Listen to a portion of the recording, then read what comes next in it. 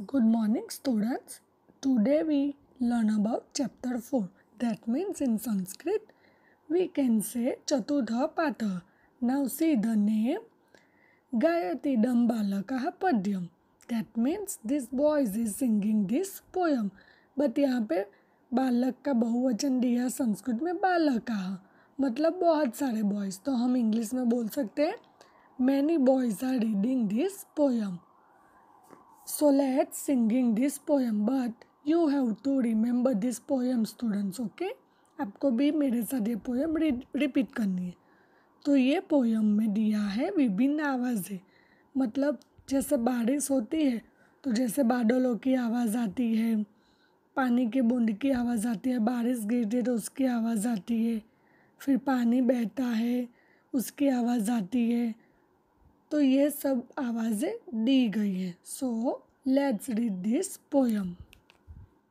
Now students, उसके पहले हम शब्दान उच्चारत अर्थम स्मरत, मतलब शब्दों के उच्चार के बारे में हम देख लेते हैं.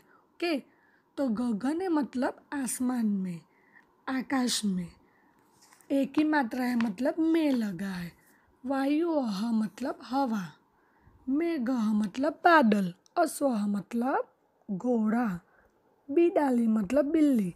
ये बिडाली स्त्रीलिंग है, उसका पुल्लिंग होगा बिडालः, बट यहाँ पे पोयम में बिडाली दी गई है. काकः मतलब कौवा. शुनकाः, यहाँ पे बहुत सारे कुत्ते हैं इसलिए शुनकाः मतलब कुत्ते. और लीला नावः मतलब खिलौना नाव, पेपर बोट के, जो हम बारिश होती है तो हम पेपर की बोट बना के रखते हैं वो. ठीक है.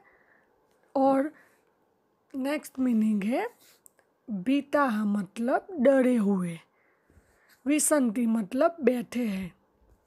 पश्य मतलब देखना. और वर्षति मतलब बरसना.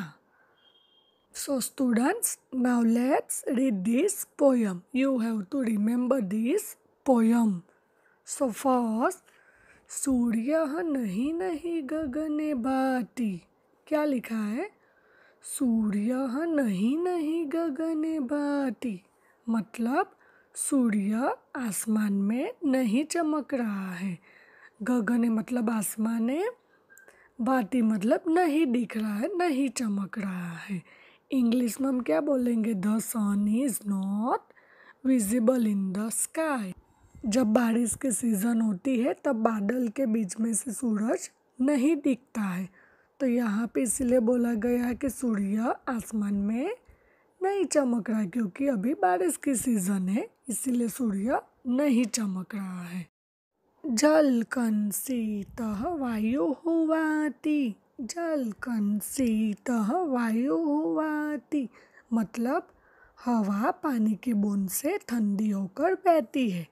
जल मतलब पानी, कण मतलब बूंद, शीतः मतलब ठंडी, वायु मतलब हवा, वाति मतलब बहती है. पानी की बूंद भी ठंडी होकर बहती है. हवा पानी के बूंद से ठंडी होकर बहती है, मतलब जब बारिश होती है तब पानी के साथ जो हवा बहती है, मतलब जो हवा चलती है वो भी ठंडी हो जाती है. ओके.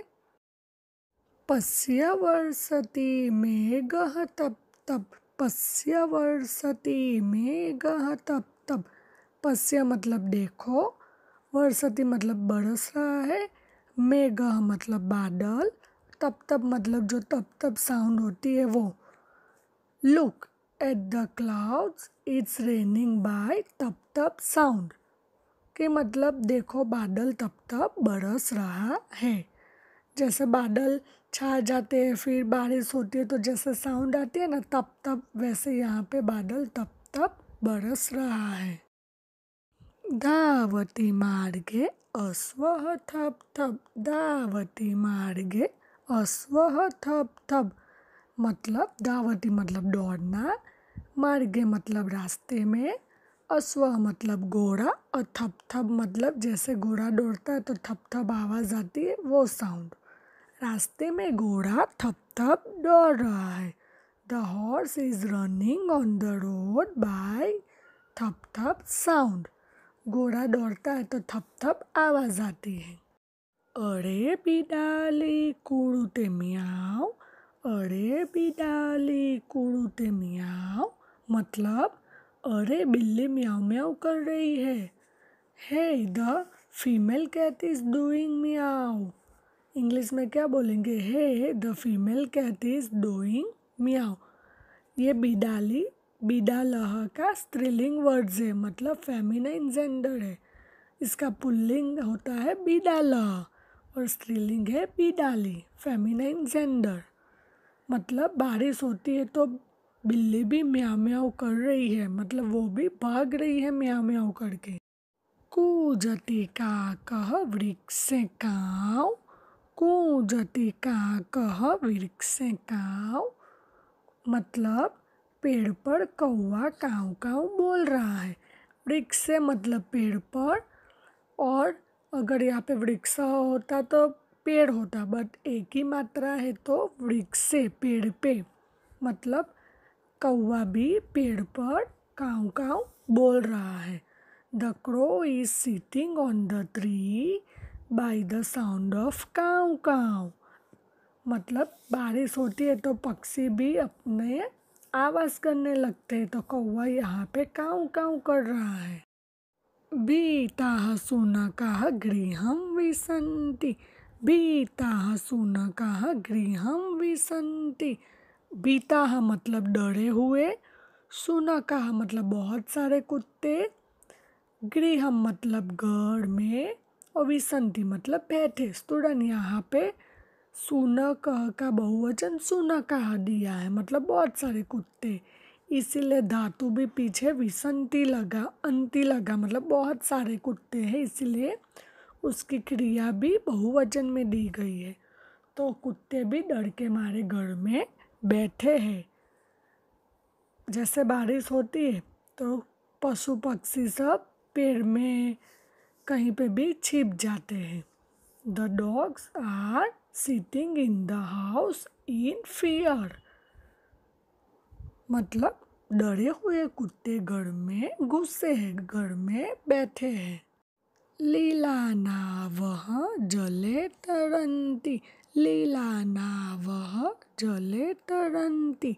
लीला नाव मतलब खिलौना नाव, कागज़ की नाव जो आप बनाते हो ना, जैसे बारिश होती है तो हमारे घर के पास से जो पानी बहता है तो हम पेपर बोट बना के रखते हैं ना, वैसे यहाँ पे संस्कृत में पेपर बोट को, कागज़ की नाव को बोलेंगे लीला नाव, मतलब खिलौना नाव, कागज़ की नाव।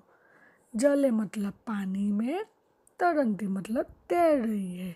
कागज़ की नावें पानी में तैर रही है। The paper boats are floating on the water, the paper boats are floating on water. So students, आपको एक बार ये पोयम मेरे साथ गानी है।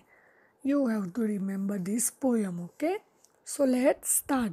सूर्यः नहीं नहीं गगने भाति, जलकणशीतः वायुः वाति, पश्य वर्षति मेघः तप तप, धावति मार्गे अश्वः थप थप। अरे बिडाली कूड़ते म्याऊ, कूजति काकः वृक्षे काऊ, बीताः शुनकः गृहं विशन्ति, लीला नावः जले तरन्ति।